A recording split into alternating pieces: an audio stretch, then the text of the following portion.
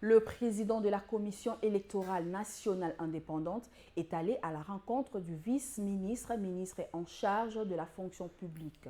Denis Kadima et Jean-Pierre Liaou ont échangé autour du droit à la sécurité sociale du personnel de la centrale électorale.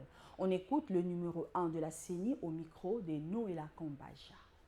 J'ai rencontré le vice-premier ministre de la fonction publique pour une prise de contact, parce que la vie ne s'arrête pas pendant qu'on organise les élections.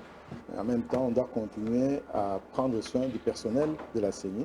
À part le fait que la CENI soit une institution d'appui à la démocratie, une institution indépendante, son personnel fait partie du service de l'État d'une façon générale, mais ils n'ont pas toujours les mêmes facilités en termes de sécurité sociale.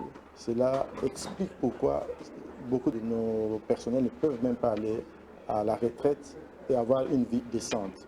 Alors, j'ai pensé venir discuter avec le ministre de la fonction publique pour voir comment on peut établir un cadre organique pour ce faire, mettre en place justement une équipe qui va analyser la situation particulière de la CENI, arriver quand même à lui définir un cadre beaucoup plus sûr. Il s'agit de la sécurisation de ce personnel-là administratif de la CENI.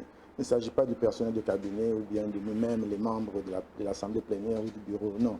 Nous parlons ici du personnel qu'on peut considérer comme permanent de la CENI.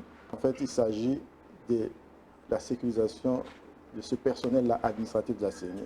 Il ne s'agit pas du personnel de cabinet ou bien de nous-mêmes, les membres de l'Assemblée plénière ou du bureau. Non. Nous parlons ici du personnel qu'on peut considérer comme permanent de la CENI. Ils ont un statut assez vague et ça ne leur permet pas de bénéficier